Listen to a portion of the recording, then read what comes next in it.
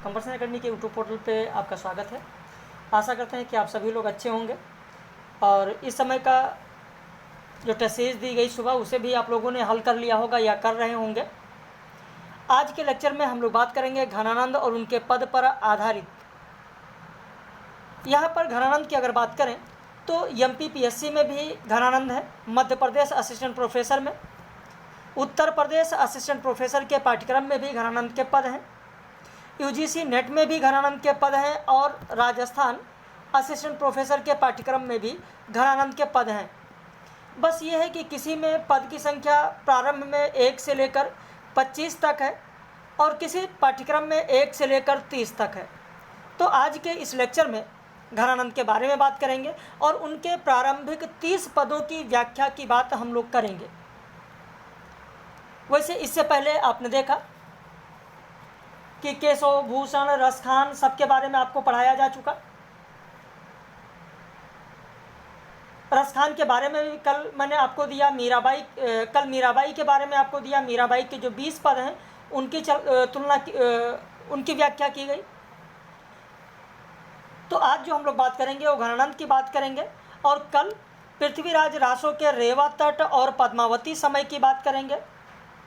परसों गोरखबानी की बात करेंगे और 16 तारीख को तुलसीदास का जो काव्य आपके पाठ्यक्रम में है, रामचरितमानस के जो कांड आपके पाठ्यक्रम में है, विनय पत्रिका के जो पद आपके पाठ्यक्रम में है, उनकी चर्चा हम लोग करेंगे। 17 तारीख से आप देखेंगे उपन्यास प्रारंभ हो जाएगा। तो यही क्रम हम लोगों का चल रहा है। तो जो भी नए लोग हैं चैनल पर पहली बार देख रहे हैं वो चैनल को ज़रूर सब्सक्राइब कर लें। तो चलिए शुरू करते हैं घनानंद और उनके पद पर आधारित यह वीडियो लेक्चर। सबसे पहले घनानंद के बारे में जानेंगे, फिर उनके पदों पर आएंगे। घनानंद जिनका जन्म 1689 ईस्वी में हुआ और देहांत 1739 ईस्वी में हुआ। अब इनके जन्म को लेकर मतभेद है। घनानंद के जन्म को लेकर मतभेद है। इस पर अलग अलग लोगों का, अलग अलग आलोचकों का अलग अलग मानना है। लेकिन यहाँ पर घनानंद के बारे में जो हम लोग बात करेंगे उसमें हम लोग देखेंगे कि जो मान्य मत है उसी की चर्चा करेंगे। इसके अलावा किसने क्या क्या कहा है अलग से उसकी भी बात करेंगे। वैसे जगन्नाथ दास रत्नाकर ने इनका जन्म बुलंदशहर जिले में बताया है। ध्यान रखिएगा, जो नए लोग हैं कॉपी पेन लेकर बैठे, जो तथ्य इसमें नहीं अलग से बताया जाए उसे लिख सकें। घनानंद का जन्म किसने बुलंदशहर जिले के आसपास माना है? तो जगन्नाथ दास रत्नाकर ने माना है। बताया जाता है कि नादिर शाह द्वारा कराए गए कत्ले आम में घनानंद मारे गए। मोहम्मद शाह रंगीला के दरबार में मीर मुंशी के पद पर थे। घनानंद सुजान नामक नर्तकी पर यह आसक्त थे। सुजान नामक जो नर्तकी थी उसी नर्तकी पर आसक्त थे। तो यहाँ पर ये चीज़ें भी आपको ध्यान देना है कि किसने क्या कहा है, किसने क्या कहा है, उन रचनाओं पर भी आपको ध्यान देना है। अब इसके बाद में आगे हम बढ़ते हैं तो देखते हैं कि इनके काव्य का प्राण जो है वह है प्रेम वियोग। सुजान शब्द का प्रयोग जो इनके काव्यों में मिलता है, इनके काव्यों में अगर हम देखें तो सुजान शब्द का प्रयोग दो तरीके से मिलता है। दो तरीके से ये मिलता है कि एक तो नर्तकी के रूप में सुजान शब्द का इन्होंने प्रयोग किया और दूसरा कृष्ण के लिए भी सुजान शब्द का प्रयोग किया है। जहाँ पर आप देखेंगे कि कृष्ण जब ये वृंदावन जाते हैं तो वृंदावन में जो भक्ति करते हैं वहाँ पर सुजान शब्द का जो प्रयोग किया इन्होंने वो कृष्ण के लिए किया और उससे पहले नर्तकी के लिए इन्होंने, सुजान नामक नर्तकी के लिए इन्होंने प्रयोग किया है। सुजान नामक नर्तकी की जहाँ तक बात है, थोड़ा इनके बारे में एक बता दें आपको कि कहा जाता है कि जब ये मोहम्मद शाह रंगीला के दरबार में थे तो एक दिन दरबार में कुछ कुचक्रियों ने बादशाह से कहा कि मीर मुंशी साहब गाते बहुत अच्छा हैं। तो बादशाह से इन्होंने बहुत टाल मटोल किया। तो इस पर लोगों ने कहा कि ये इस तरह नहीं गाएंगे। यदि इनकी प्रेमिका सुजान नाम की जो वेश्या है वह कहे तो ये गाएंगे। वेश्या बुलाई गई, सुजान बुलाई गई। इन्होंने उसकी ओर मुँह करके और बादशाह की ओर पीठ करके गाना गाना शुरू कर दिया। सब लोग तन्मय हो गए, लेकिन बादशाह इनके गाने पर जितना खुश हुआ उतना ही बेअदबी पर नाराज हुआ। बेअदबी इस बात की क्योंकि बादशाह की तरफ पीठ थी इनकी, तो उसने इन्हें शहर से निकाल दिया। तो जब ये चलने लगे तब सुजान से भी साथ चलने को कहा, लेकिन वह नहीं गई। और वहीं से इन्हें विराग उत्पन्न हो गया और वे वृंदावन जाकर निम्बार्क संप्रदाय के वैष्णव हो गए और वहीं पूर्ण विरक्त भाव में रहने लगे। और वहीं पर इन्होंने जो पदों की रचना की है, उन पदों में सुजान शब्द जो प्रयुक्त किया है वो कृष्ण के लिए प्रयुक्त किया है। घरानंद के काव्य में प्रेम और भक्ति दोनों है। इनके काव्य में लौकिक प्रेम के स्वर ही अधिक मुखर हैं। घरानंद के जीवन पर प्रकाश की अगर बात करें तो गारसा दत्तासी की जो रचना है इस्तवार दाला लेत्रोत्तर एंदुई ए हिंदुस्तानी से भी पढ़ता है। गारसा दत्तासी की रचना का जो अनुवाद लक्ष्मी सागर वार्षण ने किया, हिंदुई साहित्य का इतिहास, इससे भी घरानंद के जीवन पर प्रकाश पड़ता है, जानकारी मिलती है। डब्ल्यू प्राइस की जो रचना है हिंदी एंड हिंदुस्तानी सिलेक्शंस, उससे भी घरानंद के जीवन पर प्रकाश पड़ता है। महादेव प्रसाद ने जो साहित्य भूषण लिखा उससे भी घरानंद के जीवन पर प्रकाश पड़ता है। ग्रियर्सन की रचना Modern Vernacular Literature of Hindustan, उससे भी घरानंद के जीवन पर प्रकाश पड़ता है। जो ग्रियर्सन की रचना है, ग्रियर्सन की रचना Modern Vernacular Literature of Hindustan, Grierson ने भी इन्हें कायस्थ जाति का बताया, लेकिन ग्रियर्सन ने इन्हें बादशाह बहादुर शाह का मुंशी बताया है। बहादुर शाह का मुंशी बताया है, ये चीज़ ध्यान रखिएगा। जबकि मोहम्मद शाह रंगीला के दरबार में मीर मुंशी के पद पर थे घरानंद, लेकिन ग्रियर्सन के अनुसार बादशाह बहादुर शाह के मुंशी बताए गए हैं। शिव सिंह सरोज में भी आप देखेंगे इनके जीवन पर प्रकाश पड़ता है। रघुराज सिंह, रीवा नरेश रघुराज सिंह ने जो भक्तमाल लिखा, उस भक्तमाल से भी इनके जीवन पर प्रकाश पड़ता है। भक्तमाल में ही ये पंक्तियां हैं कि घरानंद की कथा अनेका ब्रज में विदित अहे सविवेका, और घरानंद के विपुल कविता अबलोहरत कविन के चिंता। ये भक्तमाल में बताया गया है। राधाचरण गोस्वामी ने भी एक छप्पे में घरानंद के जीवन के बारे में बताया है। एक छप्पे के बारे में राधाचरण गोस्वामी ने भी बताया है कि दिल्ली स्वर नृप निमित्त एक धुरपद नहीं गायो, और पै निज प्यारी कहे सभा को रीझ रिझायो। अच्छा, राधाचरण गोस्वामी के बारे में कितने लोगों को पता है? राधाचरण गोस्वामी के बारे में अगर नहीं जानते हैं तो थोड़ा लिख लें। वृंदावन के आचार्यों ने एक बार राधाचरण गोस्वामी को विद्या बागीस की उपाधि भी दी है। विद्या बागीस की उपाधि, ये वही राधाचरण गोस्वामी हैं जो नागरी लिपि के बहुत समर्थक थे। इन्होंने कहा था कि डाक और रेल टिकट में भी नागरी लिपि का प्रवेश होना चाहिए।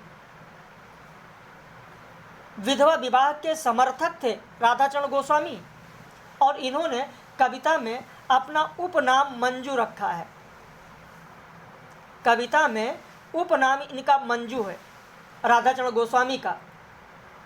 राधाचरण गोस्वामी का कविता में उपनाम मंजू है, ध्यान रखिएगा। तो इन्हीं राधाचरण गोस्वामी ने एक छप्पे लिखा घरानंद के बारे में, और उससे भी घरानंद के जीवन पर प्रकाश पड़ता है। इसके बाद में नादिर शाह के आक्रमण के समय ये भगवान की भक्ति में लीन थे। हाथ में पान की वीणा थी और उसे खाया। फिर उससे एक राग उत्पन्न हुआ, और वो राग पंक्ति कौन सी है? वो राग पंक्ति है कि सोई बीरी मुख मेली गो लगे मुरावन सोई, और सोई बीरी की राग मुख प्रकट लख्यो सब कोई। ऐसे ही साधक को भी यवनों ने तलवार से काट डाला।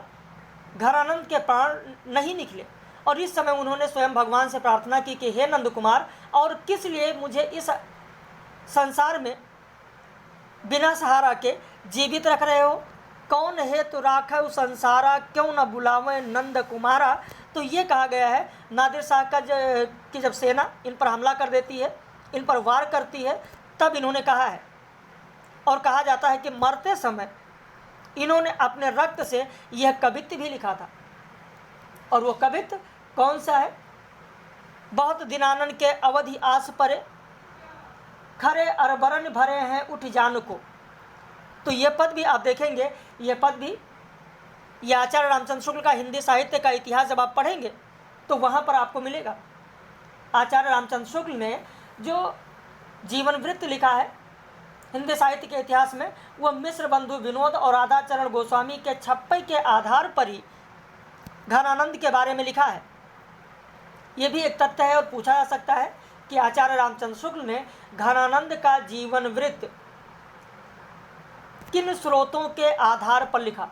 तो मिश्र बंधु विनोद और राधाचरण गोस्वामी के छप्पई के प्रमाण के आधार पर ही घनानंद का जीवन वृत्त लिखा है। कहा जाता है कि घनानंद वृंदावन जाकर निम्बार्क संप्रदाय में दीक्षा ली और इस संप्रदाय के अंतर्गत वह सखी भाव के उपासक थे और इनका सखी भाव में नाम जो था वो सखी भाव में नाम था बहुगुणी नाम था। सखी भाव में इनका नाम बहुगुणी था और वृंदावन में भगवान का भजन करने लगे।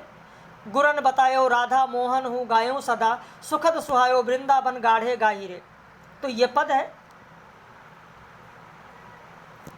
घनानंद की कुछ रचनाओं का सर्वप्रथम प्रकाशन भारतेंदु हरिश्चंद्र ने सुंदरी तिलक में कराया। इसके बाद 1870 में सुजान शतक नाम से 119 कवित्त प्रकाशित किए गए। 1897 में जगन्नाथ दास रत्नाकर ने सुजान सागर का प्रथम संस्करण प्रकाशित कराया। फिर 1907 में काशी प्रसाद जायसवाल ने वियोग वेली, विरह लीला ये रचनाएं नागरी प्रचारणी सभा द्वारा प्रकाशित कराया। अच्छा, यहाँ पर एक प्रश्न आप लोगों से, जो वियोग वेली है, इस वियोग वेली में कौन सा छंद है? वियोग वेली जो रचना है, वियोग वेली में कौन सा छंद है? कितने लोगों को पता है? यस या नो में बताएं। वियोग वेली में कौन सा छंद है? नहीं पता? लिख लें। वियोग वेली में सुमेरु छंद है। सुमेरु छंद है। कॉपी पेन उम्मीद करते हैं कि आप लोगों के पास होगा। वियोग वेली में सुमेरु छंद है। एक और रचना का नाम लिखिए, गोकुल विनोद। गोकुल विनोद रचना का नाम लिखिए। रचना का नाम लिखिए गोकुल विनोद। गोकुल विनोद। जब रचना की बात हो रही है तो यहीं पर लिखा देते हैं। गोकुल विनोद रचना का नाम लिखिए। गोकुल विनोद में शोभन छंद है। गोकुल विनोद में शोभन छंद है। गोकुल विनोद में शोभन छंद है। शोभन छंद है। इश्क लता भी कुछ लोग इन्हीं की रचना मानते हैं कि इन्होंने कुछ पद लिखा है इश्क लता शीर्षक से, जिसमें तोटक छंद है। जिसमें तोटक छंद है। तोटक छंद है। लिख लिया आपने? तो वियोग वेली, विरह लीला रचनाएं नागरी प्रचारणी सभा द्वारा प्रकाशित हुई।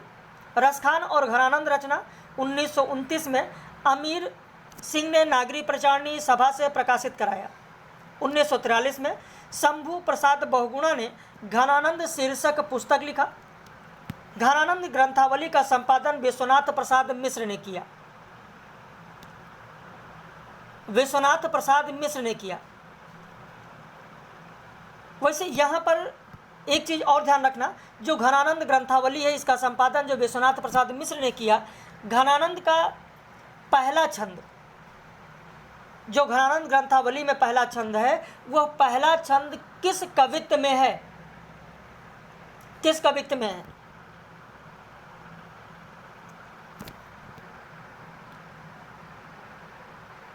मनहर कवित्त में। मनहर कवित्त में या मनहर छंद। मनहर छंद। मनहर छंद में है। मनहर छंद, क्योंकि पहला जो है अपना लाजन लपेट चितवन भेद भाव भरी, ये पहला मनहर छंद है।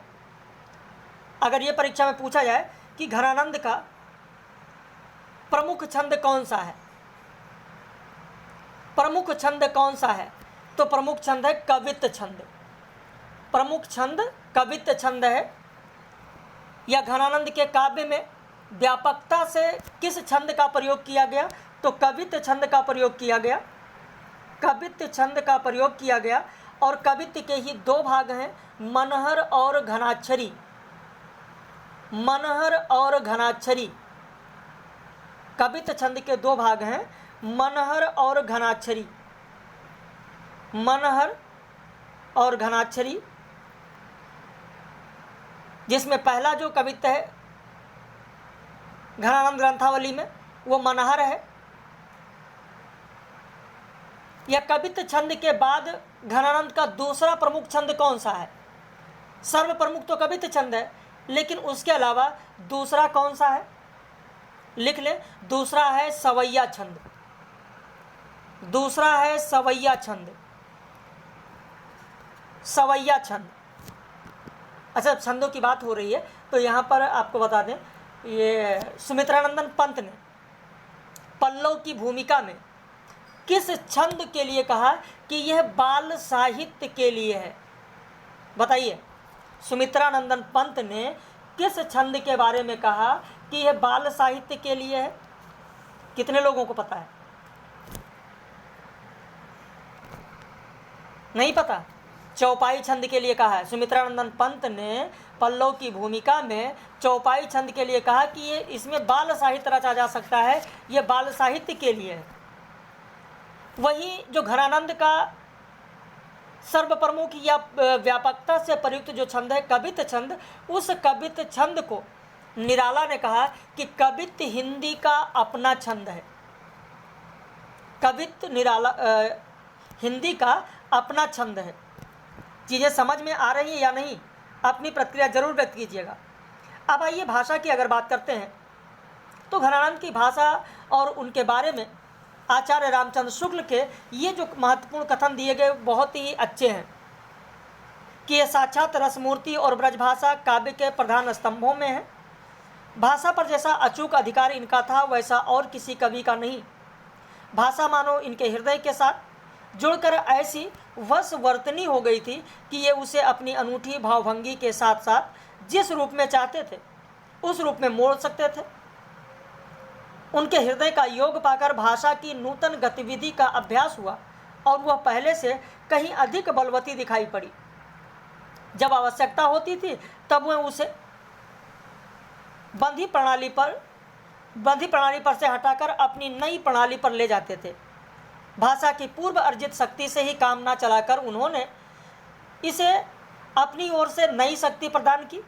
घनानंद जी उस बिरले कवियों में हैं जो भाषा की व्यंजकता बढ़ाते हैं। अपनी भावनाओं के अनूठे रूप रंग की व्यंजना के लिए भाषा का ऐसा बेधड़क प्रयोग करने वाला हिंदी के पुराने कवियों में कोई दूसरा नहीं हुआ। भाषा के लक्षण और व्यंजक बल की सीमा कहाँ तक है, इसकी पूरी परख इन्हीं को थी। लक्षण का विस्तृत मैदान खुला रहने पर भी हिंदी कवियों ने उसके भीतर बहुत ही कम पैर बढ़ाया। एक घनानंद ही ऐसे कवि हुए हैं जिन्होंने इस क्षेत्र में अच्छी दौड़ लगाई। अब यहाँ पर आपके लिए इस कथन के बारे में थोड़ा पूछना चाहेंगे, देखते हैं कितने लोगों को आता है। जो आचार्य रामचंद्र शुक्ल ने ये कहा है कि लक्षण का विस्तृत मैदान खुला रहने पर भी हिंदी कवियों ने उसके भीतर बहुत ही कम पैर बढ़ाया। ये जो कथन उन्होंने कहा ये खासकर किस युग के लिए उन्होंने कहा है, किस वाद के लिए कहा है, किस युग के लिए कहा है? कितने लोगों को पता है?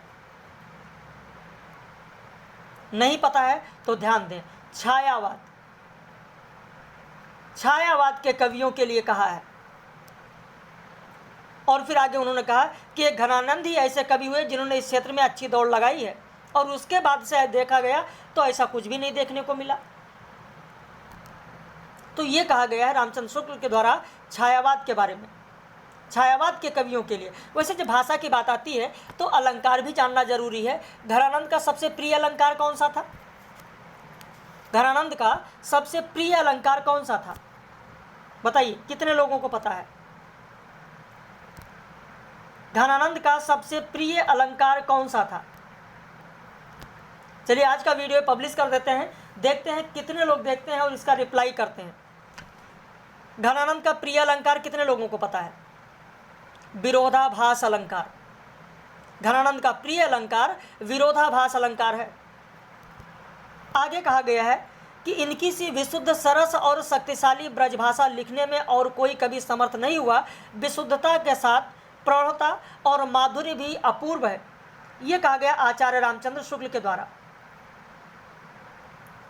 विश्वनाथ प्रसाद ने कहा है कि ये स्वच्छंद कवि हृदय की दौड़ के लिए राजमार्ग चाहते थे।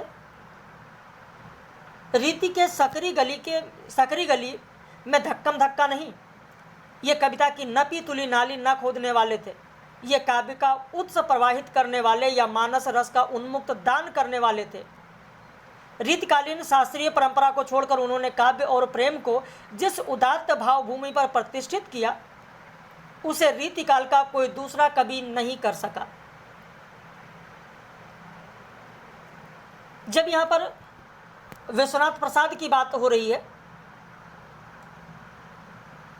तो विश्वनाथ त्रिपाठी के बारे में जाने। विश्वनाथ त्रिपाठी का जो हिंदी साहित्य का सरल इतिहास है, हिंदी साहित्य का सरल इतिहास विश्वनाथ त्रिपाठी का, भाई इसीलिए मैं कहता हूँ कि अलग से आपको कोई किताब पढ़ने की ज़रूरत नहीं है। जितने महत्वपूर्ण कथन है वो लेक्चर में बता दिए जाते हैं, फिर रात में लाइव क्लास में शामिल किए जाते हैं, तो उससे अलग कुछ नहीं पूछा जाता है। तो विश्वनाथ प्रसाद ने ये कहा, जबकि विश्वनाथ त्रिपाठी ने हिंदी साहित्य के सरल इतिहास में कहा है कि घनानंद प्रेम के गंभीर कवि हैं। गौर से सुनिएगा, बाकी इस कथन को रात में लाइव क्लास में भी शामिल करेंगे। घनानंद प्रेम के गंभीर कवि हैं। वियोग में सच्चा प्रेमी जो वेदना सहता है, उसके चित्त में जो विभिन्न तरंगे उठती हैं, उनका चित्रण घनानंद ने किया है। सच पूछिए तो सच्ची कविता, और कविता ही क्यों, सच्ची कला साधना का ही लक्षण है। घनानंद कलाकार हैं, कलावादी नहीं। ये सबसे महत्वपूर्ण है कि घनानंद कलाकार हैं, कलावादी नहीं। किसने कहा है? तो विश्वनाथ त्रिपाठी ने हिंदी साहित्य के सरल इतिहास में कहा है। बच्चन सिंह की अगर बात करें तो बच्चन सिंह ने कहा कि ना तथाकथित मर्यादा में, बच्चन सिंह का हिंदी साहित्य का दूसरा इतिहास जो है वहाँ से एक कथन लिया गया कि ना तथाकथित मर्यादा के बांध में उनका जीवन प्रवाह बंधने वाला था, और ना रीति के बांध में उनकी कविता। वह मन के राजा थे। किसी ब्रजनाथ ने ठीक ही उनकी कविता पर कहा है कि नेही महाब्रज भाषा प्रवीण। ब्रज भाषा प्रवीण किसे कहा गया? घनानंद को। नेही महाब्रज भाषा प्रवीण और सुंदरतानी के भेद को जाने, जोग वियोग की रीति में गोविंद अपना भेद स्वरूप को ठाने।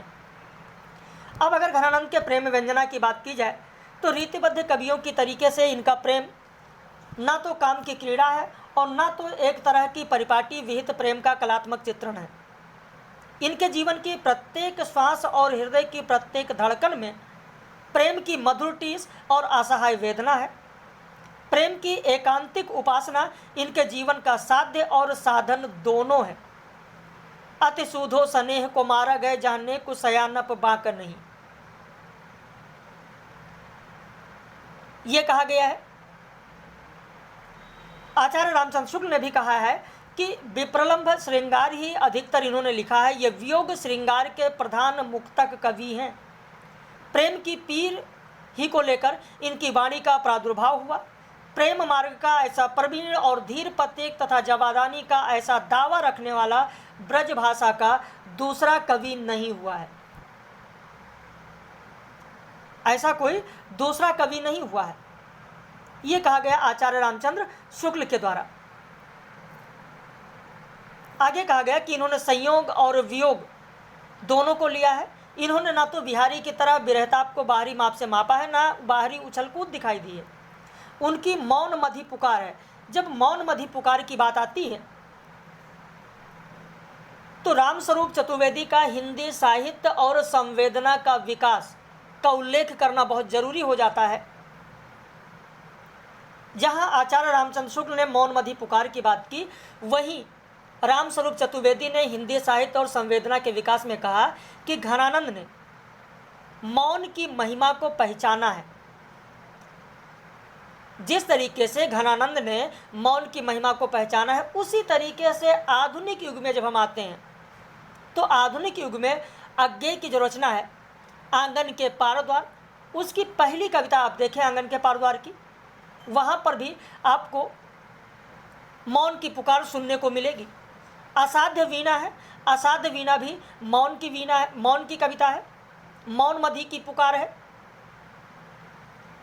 तो इन दो रचनाओं से तुलना किया गया रामस्वरूप चतुर्वेदी के द्वारा हिंदी साहित्य और संवेदना के विकास में, अज्ञेय के आंगन के पारद्वार और असाध्य वीणा से। रामस्वरूप चतुर्वेदी कहते हैं कि घनानंद के काव्य में मौन ही की कथा और मौनमय पुकार गहरे स्तर पर अंतर्व्याप्त है, ये रामस्वरूप चतुर्वेदी ने कहा।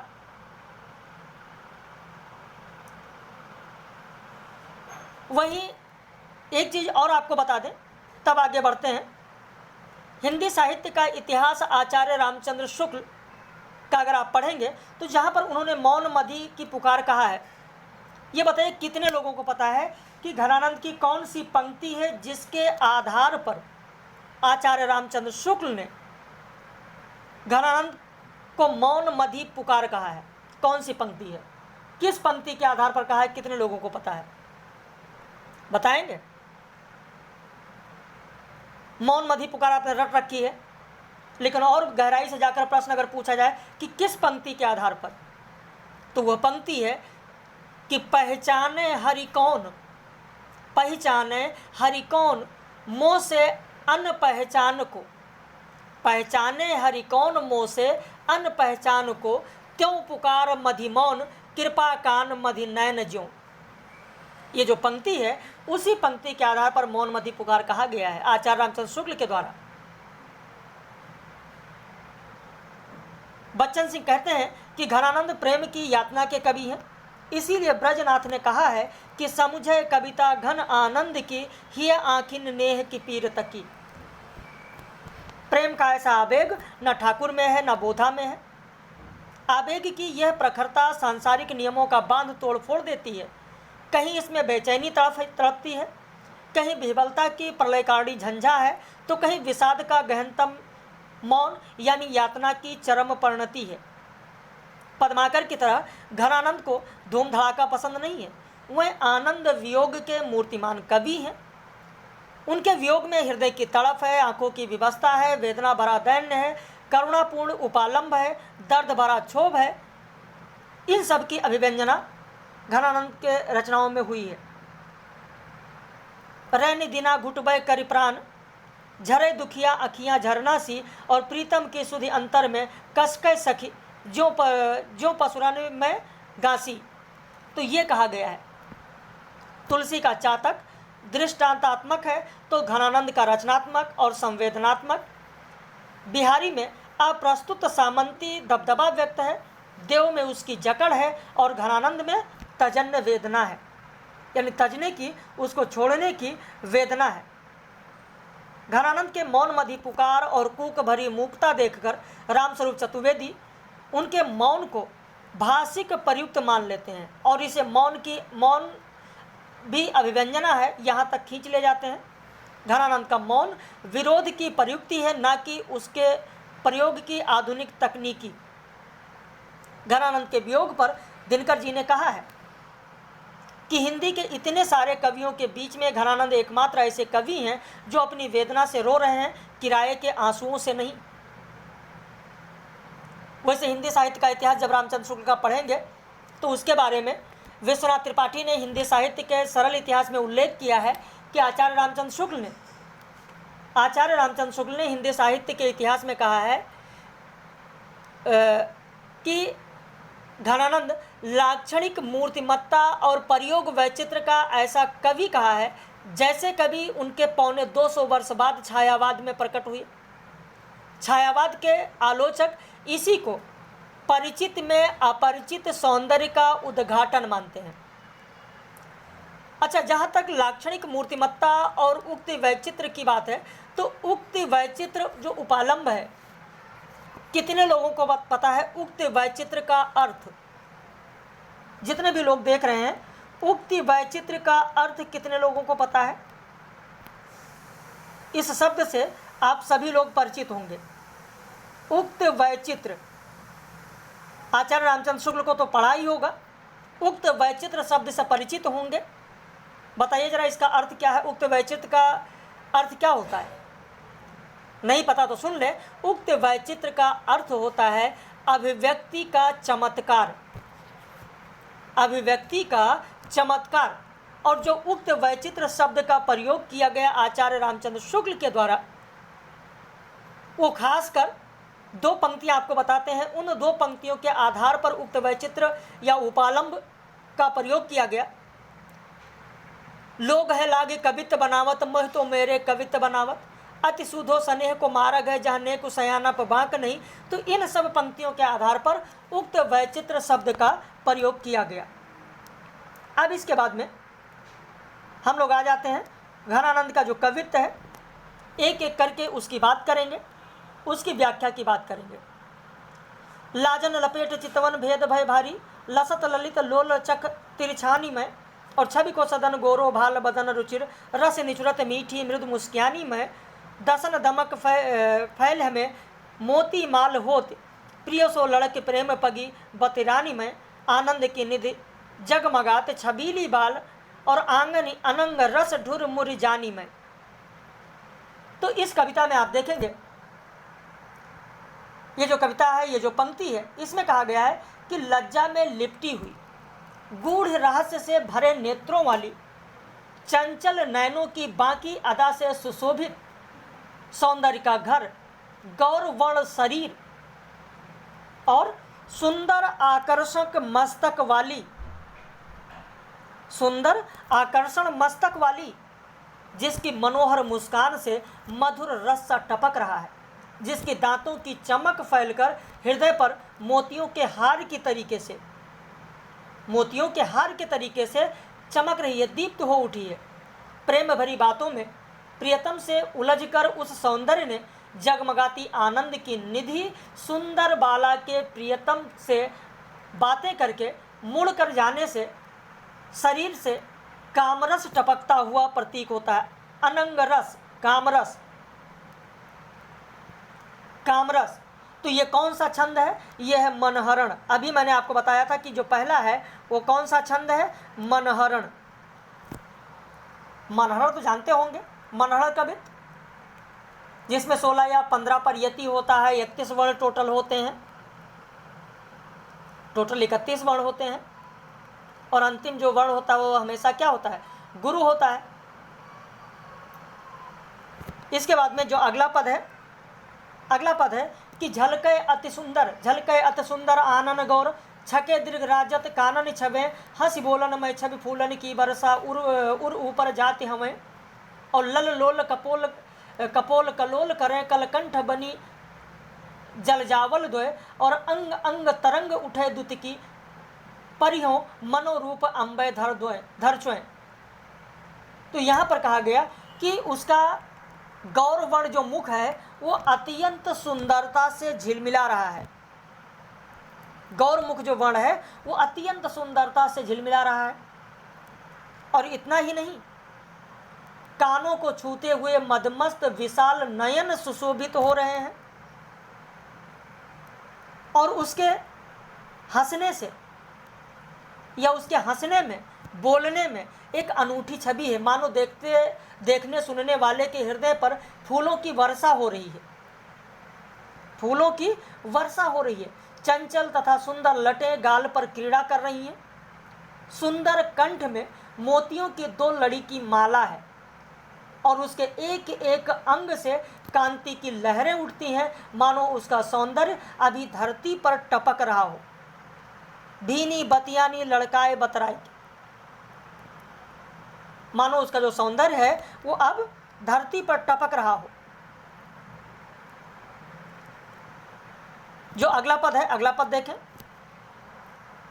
वैसे यहाँ पर जो ये पंक्ति दी गई है, यहाँ पर जो ये पंक्ति दी गई है, जिस तरीके से वर्णन दिया गया है, इस वर्णन से तुलसीदास का एक पद याद आ जाता है कि वरदंत की पंगत कुंद कली अधराधर पल्लव खोलन की, और चपला चमके घन बीच जगह छवि मोहित माल अमोलन की, और घुंघरारी लटा लटके मुख ऊपर कुंडल लोल कपोलन की, न्यौछावर प्राण करें तुलसी बल जाऊं लला इन बोलन की। तुलसीदास ने ठीक इसी तरीके से लिखा था।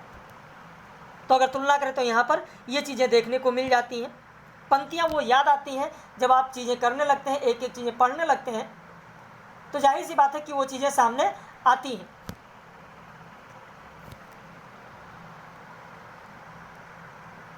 अब इसके बाद में जो अगला पद है, इस अगले पद को हम लोग देखते हैं। वह मुस्क्यानी, वह मुस्कान, वह मृदु बतरानी, वह लड़कीली बान आनी उर्मय आरती है, और वह गतिलैन औ बजावन ललित बहन, वह हेसी दैन हियरा ते न टरती है, वह चतुराई सो चिताई चाहिबे की छवि, वह छैलताई न छिनक विसरती है, आनंद विधान प्राण प्रीतम सुजान जू की, सुधि सब भातिन सो बेसुध करती है। यानी वही मुस्कान, वही मीठी मीठी प्रेम भरी बातें, वही बतिरानी मतलब वही प्रेम, मीठी मीठी प्रेम भरी बातें, लड़िकान बानी आनी उर में अरत है, और वह गति लैन और बजवान ललित बैन, वह हंसी दैन हियरा ते न टरती है। कहते वही उमंग भरी सरल सीधी लड़कपन सी बातें आकर मेरे हृदय में जम जाती हैं। उसकी वह मधुर चाल, उसका बेणु बजना, बात बात पर हंस देना हृदय से निकालने पर भी नहीं निकलता है, हृदय से निकालने पर भी नहीं निकलता है। वह चतुराई से उमंग के जागृत करने वाला सौंदर्य, उनका वो छबीलापन क्षण भर के लिए नहीं भूलता है, क्षण भर के लिए भी नहीं भूलता है। आनंद के धाम, प्राणों के प्रियतम सुजान, कृष्ण की याद सब प्रकार से हमें बेहोश करती है। आनंद विधान प्राण प्रीतम सुजान को, सुधि सब भातिन सो बेसुध करती है। बेसुध मतलब बेहोश कर रही है। अब इसके बाद में अगला जो पद दिया गया वो भी पद आप देखें, जहाँ प्रेमी के अभाव में, अगला जो पद है इस पद में आप देखेंगे कि प्रेमी के अभाव में नायिका की अत्यांतिक विरह पीड़ा के साथ साथ उसकी एक निष्ठा और नायक के प्रति घोर उदासीनता दिखाया गया। कहा जाता है जासो प्रीत ताहि निठुराई सो निपट नेह, कैसे करे जिया की जरन सो जताइए। यानी जिससे हमने प्रीति की है उससे निर्दयता से गहन आसक्ति है। अब जिस तरीके से या जिस प्रकार से अपने जी की जलन उन्हें बताई जाए वो तो महाकठोर है। भाई महानिर्दयी पई कैसे मैं जियाऊँ जीऊँ, और वेदन की बढ़वार कहाँ लो दुराई, वो तो महाकठोर है। हे देव, मैं अब अपने जीवन की रक्षा कैसे इस विरह की आग से करूं। दुख को बखान करिबे को रसना कहेती, और ऐपे कहूँ वाके दुख देहन न पाइए, और रैन दिन चैन को न ले से कहूँ पैसे पाइए भाग। आपने ही ऐसे दोष कहीं लो लगाइए। कहते दुख का वर्णन करने के लिए जीभ होती है तो एक बात भी थी, लेकिन दुख के अधिक से जीभ कुछ कहने में असमर्थ है। इतने पर भी कहीं उस कठोर प्रियतम के दर्शन नहीं होते, दिन रात कहीं भी जरा सा भी चैन नहीं मिलता है। भाई दोष इसमें अपना ही है, हम किसे दोष दें? आपने ही ऐसे दोष का ही धो लगाइए। दिन रात कहीं भी चैन जरा सा भी नहीं मिलता है, दोष अपना ही है, और किसे दोष दिया जाए। इसके बाद में जो अगला पद दिया गया, अगला सवैया दिया गया, इसे देखें कि भोर ते सांझ लो कानन और निहारती, बावरी नेकु नहारती, सांझ ते भोर लो तारनी, ताकि वो तारनी सो इक तार न टारती, जो कहूँ भाव तो दीठ परे घनानंद आसुन औसत गारनी। मोहन सोहन जोहन की लगिए रहो आखिन के उर आरती। कानन मतलब जानते ही होंगे ना, जंगल। लो यानी तक, नेक मतलब जरा सा भी, तनिक अवधि में तनिक कहते हैं ना। तारन मतलब जो तारे होते हैं, ताकि वो मतलब देखना होता है, ठीक है। और आंसुन मतलब आंसू होता है। गरति मतलब गिरना या गिरना। सोहन मतलब सामने, जोहन मतलब देखना। उर उर मतलब भीतर। तो इस तरह के बहुत सारे शब्द हैं यहाँ पर, और साधारण शब्द हैं, कोई बहुत ज़्यादा कठिन शब्द ऐसे नहीं है। कहा गया है कि मेरी ये आंखें बावली होकर सुबह से शाम तक जंगल की ओर देखती रहती हैं। भोर से सांझ लो, सुबह से लेकर शाम तक मेरी जो आंखें हैं वो कानन और जंगल की ओर निहारती रहती हैं, देखती रहती हैं। उसमें वो जरा से भी थकती नहीं है, हारती नहीं है। फिर सांझ होने पर सुबह तक एकटक निरंतर तारों की ओर टकटकी लगाए रखती हैं, हटती नहीं है। जो कहूँ भावतो दीठ पर घनानंद आंसुन औसत गारती। घनानंद कहते हैं कि यदि प्रिय कहीं दीख पड़े तो आंखें आंसुओं में ही इस मिलन के अवसर को बिता देते हैं। मोहन सोहन जोहन की लगी है रहे आखिन के उर आरत। और इस तरीके से मोहन को यानी कृष्ण को अपने सम्मुख देखते ही लालसा उन्हें सदा लगी रहती है। इसके बाद में जो अगला कवित्व है, उस अगले कवित्व में आप देखें क्या कहा गया है। अगले कवित्व में कि भय अति निठुर मिटाए पहचान डारी, यही दुख हमें जक लागी हाय हाय है। और तुम तो निपट निर्दयी गई भूल सुधि, हमें सूल सेलन सो क्यों हुल भुलाए है। तुम तो बहुत कठोर हो, तुमने सारी जान पहचान मिटा दी है, और इसी दुख के कारण हमें सदा हाय हाय की रट लगी रहती है। तुम तो अत्यंत निर्दयी हो, तुम तो निपट निर्दयी गई भूल सुध। तुम तो बहुत निर्दयी हो, हमारी सुध भी नहीं लेती हो, हमको याद भी नहीं करती हो, हमारी याद भी तुमने भुला दी। हमें सूल सेलन सो क्यों हुन भुलाया है, क्यों तुमने हमको भुला दिया है। लेकिन हमें तो वेदना की कसक किसी तरह भी, जो वेदना की कसक है वो नहीं भूलती है। मीठे मीठे मीठे पीठे बोल बोली ठगी पहले तो तब, अब जिए जारत कहों को धौन न्याय है। पहले तो तुमने मीठी मीठी बात करके हमें ठग लिया, हमें अपने वश में कर लिया, अब हमारे जी को क्यों जला रही हो। भला ये कहाँ का न्याय है। सुनी है कि ना ही यह प्रकट कहावत, जो काहू कल पाए सु कैसे कल जाए पाए हैं, कल पाए हैं। क्या तुमने इस प्रसिद्ध कहावत को नहीं सुना है कि जो दूसरे को तड़पाता है वह खुद कैसे सुख पा सकता है। और इसके बाद में फिर अगला जो पद दिया गया, ये जो यहाँ पर पद कहा गया है कि काहू कल पाए हैं सु कैसे कल पाए हैं, यानी जो दूसरे को तड़पाता है, जो दूसरे को तड़पाता है वो कहाँ सुख पा सकता है, वो सुखी कैसे रह सकता है। इस पर बिहारी की एक पंक्ति याद आती है कि कही है सब तेरो ही है मेरे ही की बात, है ना याद आप लोगों को। मैंने बताया था कि कही है सब तेरो ही है मेरे ही की बात, याद आ गया होगा आप लोगों को। वहाँ भी कुछ इसी तरीके का पूरा प्रसंग था, मैंने सुनाया था आप लोगों को। अब इसके बाद में जो अगला सवैया है वो कुछ इस तरीके से देखें यहाँ पर। हीन भय जलमीन अधीन कहाँ कछुमो अकुलानि समाने, नीर सनेही को लाय अलंक निराश अहों कायर त्यागत प्रमाणे। और प्रीति की रीत सु क्यों समुझे जड़मीत के पानी परे को प्रमाणे, और जा मन की जू सदा घनानंद जीव की जीवन जाने ही जाने। यहाँ पर जल से बिछुड़ी हुई व्याकुल मछली कहते हैं, मीन मतलब मछली, हीन किससे हीन, जल से हीन यानी जल से अलग हुई। तो जल से बिछुड़ी हुई अलग हुई व्याकुल मछली क्या मेरे प्रेम की व्याकुलता की कुछ समानता कर सकती है।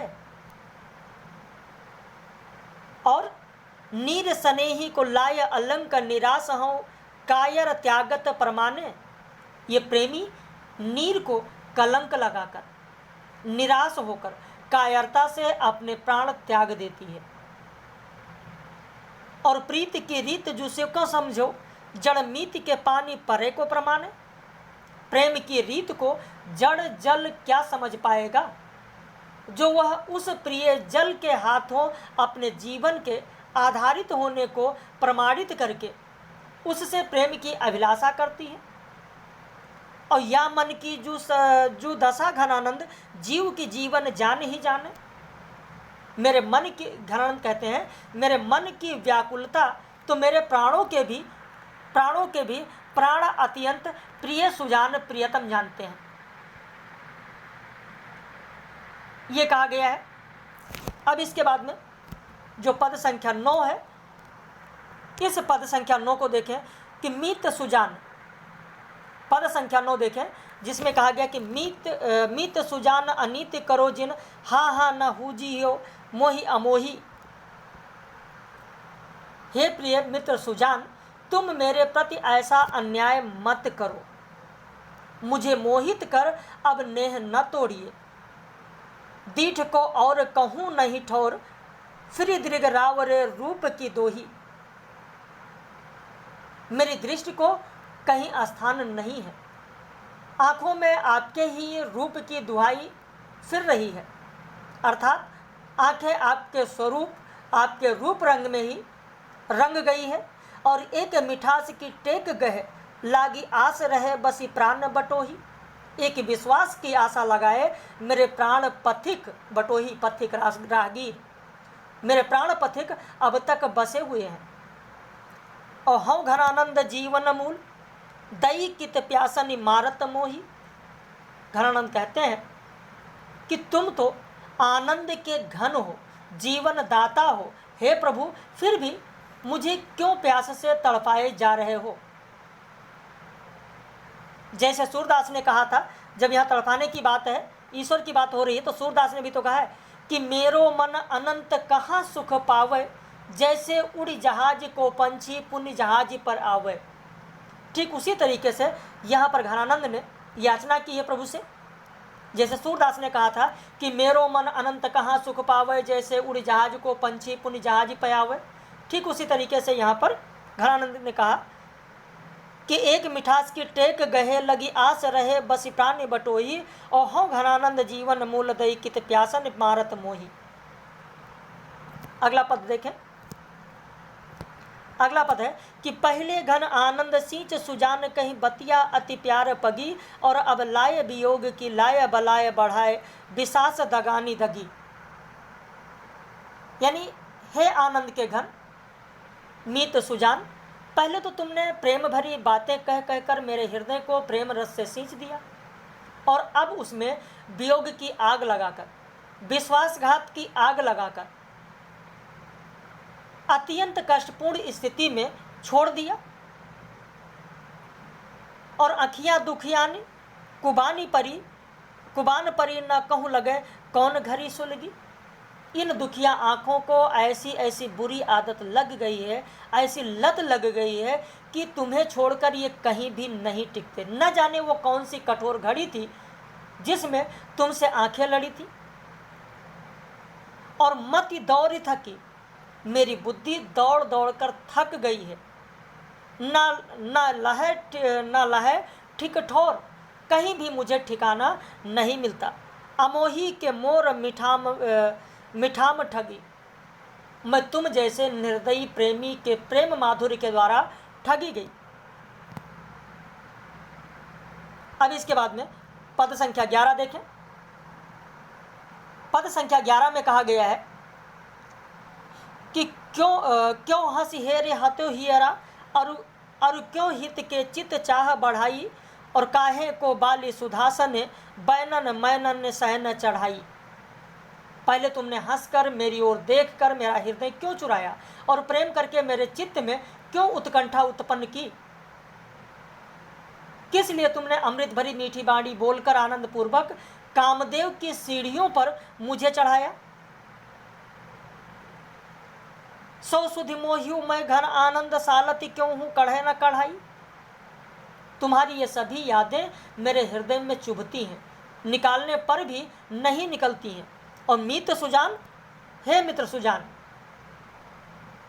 अनीति की पार्टी इते पे न जानिए कौन पढ़ाई। हे मित्र सुजान, न जाने ये अन्याय का पाठ, ये कठोरता का पाठ तुमको किसने पढ़ा दिया। ये अन्याय का, ये कठोरता का पाठ तुमको किसने पढ़ा दिया है। आगे का पद देखें कि प्रीतम सुजान मेरे हित के निधान कहो। प्रीतम सुजान मेरे हित के निधान कहो। हे प्रियतम सुजान, मेरे प्रेमाधार, यदि तुम इस प्रकार रूठ कर मुझसे विरक्त हो गए तो तुम ही बताओ मेरे प्राण कैसे बच पाएंगे, कैसे रहे प्राण जो अनेक असयारे। और तुम तो उदार दीनहीन आनी पन्यो द्वार, सुनिए पुकार यही को लो तरसायो। तुम तो अत्यंत उदार हो, मैं दीनहीन तुम्हारे द्वार पर आकर खड़ा हूँ, मेरी पुकार तो सुनो। चाति कहे रावरो अनोखो मोह आवरो, सुजान रूप बावरो बदन दर्शायो। आखिर कब तक इस तरह तरसाते रहोगे। मैं प्रेम विह्वल आपका अनोखा चातक हूँ जो तुम्हारे रूप पर पागल हो रहा हूँ। मुझे कब आकर अपना सलोना मुखड़ा दिखाओगे। और बिरह नसाए, मेरे बिरह को मिटाकर दया ही है मैं बसाए। अपने हृदय में दया लेकर कब आकर आनंद के बादलों की झड़ी लगाओगे। हाय हाय कब आनंद को घन बरसायो। अगला जो पद है 13वां पद, देखिए ज़्यादा नहीं 15 तक कराएंगे, इसमें 15 तक इसमें कराएंगे, बाकी दूसरा पार्ट देंगे ना तो वीडियो फिर बहुत बड़ा हो जाएगा, बहुत बड़ा लेक्चर हो जाएगा। तब तो छवि पीवत जीवत हैं, अब सोचन लोचन जाते जरे। हित पोष के तोष सुप्राण पले, बिललात महादुख दुख दोष भरे। पहले जब संयोग की अवस्था थी तो पहले तो हम प्रियतम के सौंदर्य को पीते हुए जीते थे। तब तो छवि पीवत जीवत है, यानी उस समय की बात है जब संयोग अवस्था थी, तब तो हम प्रियतम के सौंदर्य को पीते हुए जीते थे। और अब जब वियोग अवस्था है, अब सोचन लोचन जाते जरे, और अब वियोग अवस्था में आंखें शोक से जली जा रही हैं। हित पोष के तोष सुप्राण पले, विललात महादुख दोष भरे। तब प्रेम के पोषण से परितुष्ट होकर प्राण पलते रहे, और अब ये महादुख और क्लेश से भरे तड़फ रहे हैं। धन आनंद मीत सुजान बिना, सब ही सुख साज समाज टरे। घरानंद कहते हैं कि प्यारे सुजान के बिना सुख के सभी साधन नष्ट हो गए हैं। तब हार पहाड़ से लागत हैं, अब आने के बीच पहाड़ पर। और तब रति क्रीड़ा में हार पहाड़ की तरीके से लगता था, और अब दोनों के बीच में वियोग के पहाड़ आकर खड़े हो गए हैं। यहाँ पर जो ये पद दिया गया है, जो मैंने PDF आपको भेजा है, इसको हटा दीजिएगा। इसकी तुलना की गई है केसों से। केसों की यह पंक्ति है, ये पंक्ति केसों की है, ध्यान रखिएगा। जो बीच में दी गई है यह पंक्ति केसों की है, केसों की इस पंक्ति से तुलना की गई है। इसके बाद में जो पद संख्या 14 है वो देखें कि पहले अपनाए सुजान स्नेह सो, क्यों फिरते ही के तौरिए जो। और निरधार आधार दय धार मझार दई, गही बाह न बोरिए जू। घन आनंद अपने चातिक को गुण बंध ले, मोह न छोरियो जू। और रस प्याय के जाए, बढ़ाई के आस, विशास मैयों विष घोरियों जू। तो यहाँ पर जो बोरियों मतलब बोरना, बोरियों मतलब बोरना, डुबाना, तोरियों मतलब तोड़ना, तौलना, विश्वास मतलब विश्वास। तो ये सारी चीज़ें यहाँ पर बताई गई हैं। अब इसमें देखें, ये कहा जा रहा है कि हे प्रियतम सुजान, पहले प्रेम पूर्वक मुझे अपना कर फिर रोष में आकर मुझसे नेह क्यों तोड़ रहे हो। तोरिए जूँ क्यों तोड़ रहे हो। और निरधार आधार दय घार मझार दे गई बाह बोरियो जू। मुझे धारा के बीच में असहाय छोड़कर एक बार बाह पकड़कर इस तरीके से न डुबाइए। घनानंद अपने चातिक को गुण बांध ले, मोह न छोड़िए जू। घनानंद कहते हैं कि आपने चातक को अपने गुणों की डोर में बांधकर उससे प्रेम न तोड़िए। और रस प्याए के जाए, अमृत तुल्य प्रेम का मधुर रस पिलाकर, बढ़ाई के आस और आशा बढ़ाकर, विश्वास मतलब विश्वास, विश्वास मयो घिर जोरिजू, यानी अमृत तुल्य प्रेम का मधुर रस पिलाकर, उमंग और आशा बढ़ाकर, भला विश्वास में यूं कहीं विष घोला जाता है। कहने का मतलब प्रेमियों के विश्वास पर इस प्रकार कठोर आघात करना उचित नहीं है। इसके बाद पद संख्या 15 देखें, फिर दूसरे पार्ट में बाकी मिलेगा आपको। शेष 15 कि रावरे रूप की रीति अनूप, नयो नयो लागत ज्यों ज्यों निहारिये, त्यों इन आखिन की बानी कनोखी, अघानी कहो नहीं आनी तिहारियों। यहाँ पर यह कहा गया कि आपके रूप की बड़ी अनोखी रीति है, इसे जैसे जैसे देखो नया नया लगता है। इन आँखों को भी अनोखी आदत पड़ गई है, मैं तुम्हें छोड़कर इन्हें कहीं पर भी तृप्ति इन्हें नहीं मिलेगी। और एक ही जीवन हुतो सुतो बायो, सुजान संकोच और सोच सारी है। मेरे पास एक ही प्राण है, सो मैंने तुम्हारे ऊपर न्यौछावर कर दिया है। सुजान संकोच और सोच सहरिए, हे प्यारे सुजान, अब मेरे शोक और चिंता को तुम ही संभालो और सहारा दो। रोकी रहे ना दाहे घनानंद बावरी, रीझ के हाथन हारी है। क्या करें, हम इस पगली रीझ के हाथों से हार गए हैं। यह मेरे रोकने से भी नहीं रुकती, तुम्हारी याद रह रहकर मुझे जलाती रहती है। तो किस तरीके से जलाती रहती है? तो यह हम इस पगली रीझ के हाथों हार गए हैं, यह मेरे रोकने से नहीं रुकती है, तुम्हारी याद रह रह कर मुझे जलाती है। या अनुरागी चित्त की दशा बरन नहीं जाए, और त्यों तो प्यासो ही रहत, जो जो पियत आघात। बिहारी ने कहा है ना, बिहारी ने कहा है, पढ़ा होगा आपने। तो इस तरीके से 15 इस लेक्चर में दिया, 15 की व्याख्या, और 15 की व्याख्या दूसरे लेक्चर में आपको मिलेगा।